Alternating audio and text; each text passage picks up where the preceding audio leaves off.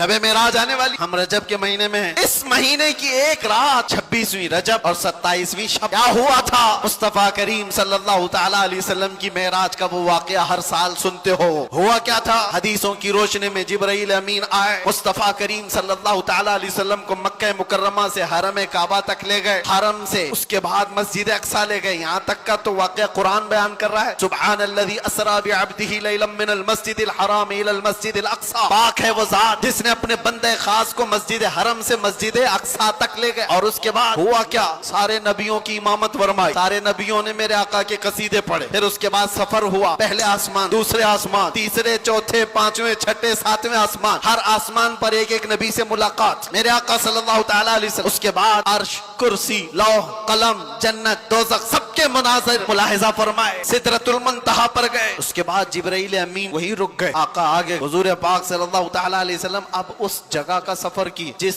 जगह का नाम ही नहीं, लामका, उसको जगह भी नहीं कह सकते। जगह वो है जो कायनात के अंदर में, वो लामका, मका ही नहीं, और उसमें सिमत भी नहीं, न पूरब, न पश्चिम, न दक्षिण, न उत्तर, कुछ नहीं। ये तो वहां है जहां सूरज निकलता है, और उस जगह मेरे आका गए जहां सूरज नहीं, चांद नहीं, उसके आगे पहुंच। और फिर वो एक ही मकाम कुर्ब था मेरे रब्बे जुल जलाल के हुजूर, रब तबारक व तआला के हुजूर गए। और कैसे? काबा कौसैनी औ अदना, दो कमानों से भी कम का फासला रह गया था।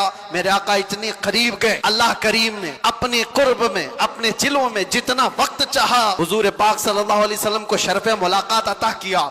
बाद में फिर हुजूर आए। बयान करने में इतना वक्त लग रहा है, मेराज का पूरा वाकया भी नहीं, समरी बयान कर रहा हूँ, खुलासा। और हुजूर रब ताला के हुजूर से तोहफा भी लेकर के आए, पता है, 50 नमाजों का। मूसा अलैहिस्सलाम मिले, कहा 50 आपकी उम्मत नहीं पढ़ पाएगी, कम करा लाए। गए अल्लाह की बारगाह में, 5 कम कराए, फिर आए, फिर 5 कम कराए, फिर आए, फिर 5 कम कराए। 9 बार बार बार बारगाह रब्बुल इज्जत में जाते रहे, आते रहे, आखिर में 5 रह गई, फिर आए। सोचो ये बयान करने में इतना वक्त लग गया, सिर्फ छोटा सा समरी और खुलासा।